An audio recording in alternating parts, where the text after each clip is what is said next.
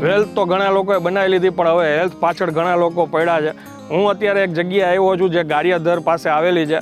નિહાલ ગીર ગૌશાળામાં આવ્યો છું અને અહીંના જે ઓનર છે એ પોતે સોફ્ટવેર એન્જિનિયર છે, આઈટી ફિલ્ડ સાથે જોડાયેલા છે, સુરતના રહેવાસી છે, છતાંય પાછા સૌરાષ્ટ્રમાં આવીને એમને આ ગૌશાળા શરૂ કરી છે. આઈટીના બિઝનેસથી કે સિટીમાં વેલ્થ તો ક્રિએટ થાય છે, પણ હેલ્થનું કશું નથી. તો મેં કીધું આપણે અત્યારે શરૂઆત ગૌશાળાથી કરીએ, પછી ધીમે ધીમે એમાં ઓર્ગેનિક ફાર્મિંગ વગેરેનું કરીશું.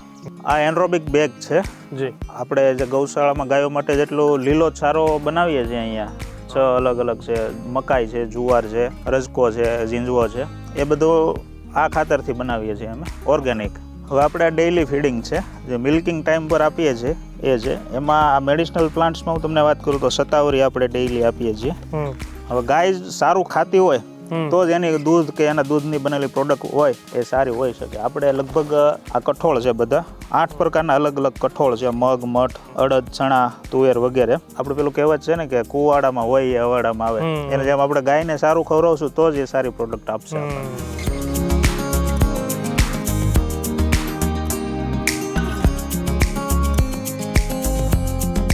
અત્યારના સમયમાં કોઈ પાસે ટાઈમ નથી, બધાય પૈસા કમાવામાં પડ્યા છે. વેલ્થ તો ઘણા લોકોએ બનાવી લીધી, પણ હવે હેલ્થ પાછળ ઘણા લોકો પડ્યા છે. હું અત્યારે એક જગ્યાએ આવ્યો છું જે ગારિયાધર પાસે આવેલી છે. નિહાલ ગીર ગૌશાળામાં આવ્યો છું અને અહીંના જે ઓનર છે એ પોતે સોફ્ટવેર એન્જિનિયર છે, આઈટી ફિલ્ડ સાથે જોડાયેલા છે, સુરતના રહેવાસી છે અને આ એમના શોખથી એને ગૌશાળા શરૂ કરી છે જેથી કરીને લોકોને સારું ઘી ખવડાવી શકે. આમનું ગીર ગાયનું ઘી એમેઝોન, ફ્લિપકાર્ટ એ બધા ઉપર અવેલેબલ છે. પાછળ જોવો છો એ બધા વાછડા છે, અંદર ગાયો છે. આ જે કાંઈ બી જગ્યાએ ફાર્મિંગ થાય છે એ બધું ઓર્ગેનિક ખેતી કરવામાં આવે છે અને ગાયોને સારી સારી ઔષધિ, પ્રોટીન માટે દાળો, આવું બધું એમને ખવડાવવા પીવડાવવામાં ચારો આવે છે જેથી કરીને એનું દૂધ સારું હોય, દૂધમાંથી પછી માખણ સારું બને ને એમાંથી પછી જે ઘી બને એ પણ આપણે સારું ખાઈ શકીએ. આ વિચાર એને કેવી રીતે આવ્યો આપણે ડિટેલમાં બધી જ વસ્તુઓ આપણે એની પાસેથી જાણશું. ચાલો શરૂ કરીએ. કેમ છો સાહેબ? મજામાં. તમે કેમ છો? બસ મજામાં. સાહેબ તમારો પરિચય આપી દો ને. મારું નામ જયેશ બોરડા છે. અહીંયા ભાવનગર જિલ્લામાં પચ્ચેગામ ગામ છે મારું. ઓકે. અને સાહેબ તમારી ઓળખાણ એ રીતના આપો કે તમે આ ફિલ્ડમાં આવ્યા કેવી રીતે, તમે શું ભણ્યા છો? બરાબર. મારું એજ્યુકેશન BCA MCA મેં કરેલું છે, આઈટી ગ્રેજ્યુએટ, અને હું અત્યારે સોફ્ટવેર કન્સલ્ટન્ટ કંપની ચલાવું છું સુરતમાં. અચ્છા. હવે અહીંયા એવી રીતનું આવવાનું થયું, કોરોના ટાઈમમાં મને થોડું બ્લડ શુગરનો પ્રોબ્લેમ વધારે હતો. ઓકે. એટલે મેં કીધું આઈટીના બિઝનેસથી કે સિટીમાં વેલ્થ તો ક્રિએટ થાય છે, પણ હેલ્થનું કશું નથી. કારણ કે બધી વસ્તુ આર્ટિફિશિયલ ત્યાં મળે છે કોઈ પણ સિટીમાં. ઇવન સિટી શું, ગામડામાં પણ આર્ટિફિશિયલ વસ્તુ જ મળે છે જાજી. દવાવાળું છે કે બનાવટી લેબ ગ્રોન એવું બધું મળે છે. તો મેં કીધું આપણે અત્યારે શરૂઆત ગૌશાળાથી કરીએ, પછી ધીમે ધીમે એમાં ઓર્ગેનિક ફાર્મિંગ વગેરેનું કરીશું. ઓકે. તો આ તમે જે ઘી છે એ કેટલા વર્ષથી બનાવો છો? આ અંદર 1-1.5 વર્ષથી જ, હમણાં નવું જ છે અમારું. હા, 1.5 વર્ષ જેવું થયું છે અમારે. એટલે હજુ શીખતા જઈએ છીએ બધું. એમ? હા. ઓકે. અને આ પાછળ ટબ ભર્યા છે, આ આખી પ્રોસેસ શું છે? આ એનરોબિક બેગ છે જી. આપણે જે ગૌશાળામાં ગાયો માટે જેટલું લીલો ચારો બનાવીએ છીએ અહીંયા 6 અલગ અલગ છે, મકાઈ છે, જુવાર છે, રજકો છે, ઝીંઝવો છે, એ બધું આ ખાતરથી બનાવીએ છીએ અમે ઓર્ગેનિક. એટલે ગાય સારું ખાશે, ઓર્ગેનિક ખાશે તો જ એના દૂધમાંથી બનતી પ્રોડક્ટ સારી થઈ શકે. ઓકે. આમાં અમે ગૌમૂત્ર છે, ગાયની છાશ, ગાયનું છાણ, પછી પપૈયા છે, એવું બધું અલગ અલગ, એલોવેરા છે, જેટલી મેડિસિનલ પ્રોપર્ટી જેની છે એ બધી વસ્તુ આમાં નાખીએ છીએ. ચોખા છે, દર મહિને અમે 3 મણ ચોખા બાફીને નાખીએ છીએ. બરાબર. પછી ગોળ 5 મણ નાખીએ છીએ દર મહિને. અને આ બાજુમાં છે એ શું છે? એ તુવેર દાળ છે, આપણી તુવેર છે, ઓર્ગેનિક જ છે. એમાં કોઈ આપણે રાસાયણિક દવા કે ખાતર વગેરેનો ઉપયોગ કર્યો નથી, જંતુનાશક દવાનો. આમાં આપણે એક ઓર્ગેનિક પોટાશ બનાવેલો છે. આપણે અહીંયા સૌરાષ્ટ્રની જમીનમાં લગભગ પોટાશ ઘટે છે બધામાં, કારણ કે બધા વર્ષે તો કપાસ વગેરે જ કરે છે.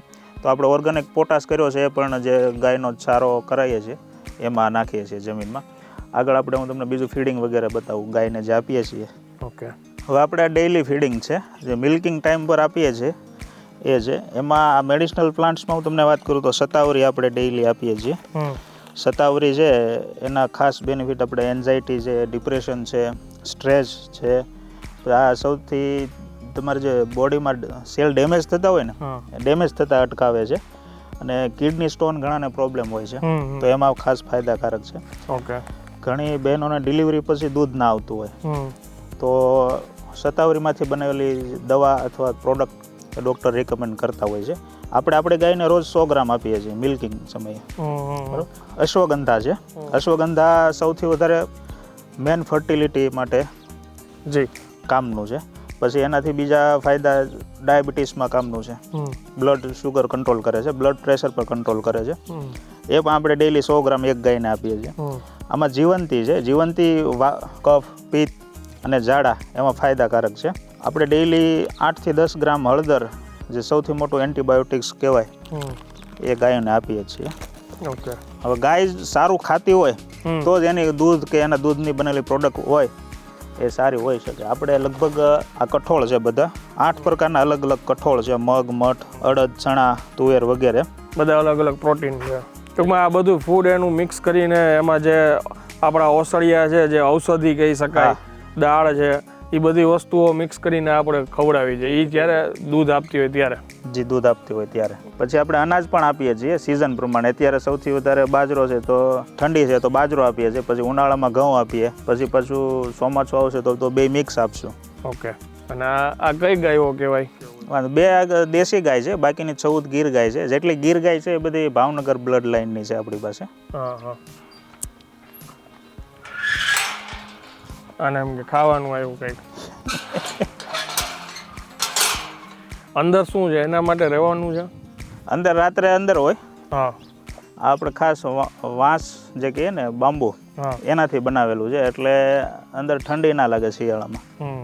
અંદર જોઈએ ને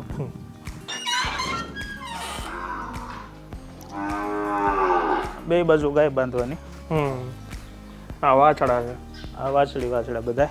હવે આપણો શેડ છે, અહીંયા આપણે પંખા છે, પછી ફોગર સિસ્ટમ છે, બે બાજુ ગમાણ છે, વચ્ચેથી ચાલવા માટે વ્યવસ્થિત જગ્યા રાખી છે.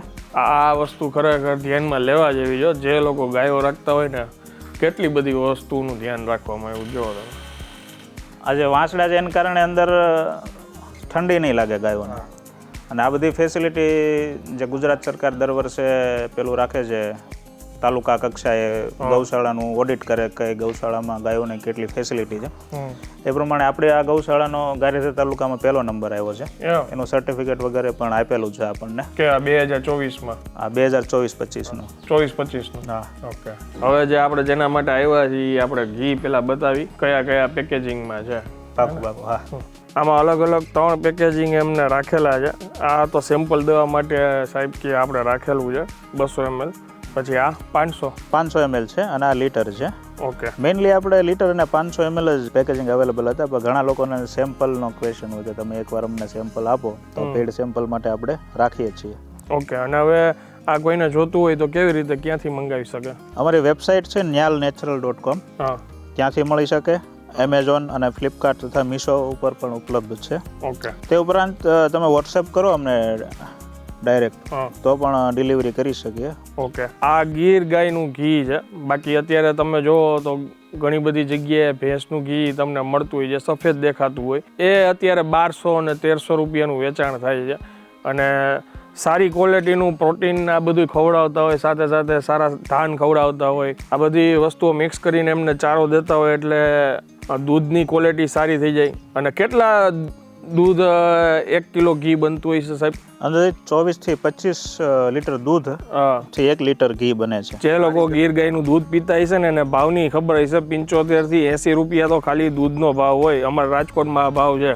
સુરત અમારા 80 થી 120 રૂપિયા દૂધનો ભાવ છે. ઓહો. હવે કોસ્ટિંગ તમે વિચારી લ્યો, આટલો સારો ચારો નાખી ખવડાવીને પછી આ વસ્તુ તમને આપતા હોય. અને હું એમ કહીશ કે આ રીતના ઘણા લોકોને આ વિડીયો જોઈને પ્રેરણા મળશે, કેમ કે આઈટીનું ફિલ્ડ છે, છતાંય સમજી લ્યો કે આપણું જે કલ્ચર છે, આપણું જે વડવાઓ જે કરતા હતા એ બધી વસ્તુઓ જીવત રાખવાની ભાઈ એક સારી કોશિશ કરે છે ઓર્ગેનિક ફાર્મિંગ કરીને. એટલે આ માહિતીને વધુમાં વધુ શેર કરજો, જેથી ઘણા લોકોને આ વિડીયો ઉપયોગી થઈ શકે. કમેન્ટ કરીને જરૂરથી જણાવજો કે આ વિડીયો તમને કેવો લાગ્યો. મળીએ નેક્સ્ટ વિડીયોમાં. ત્યાં સુધી જય હિન્દ, જય ભારત. જય ભારત. Thank you.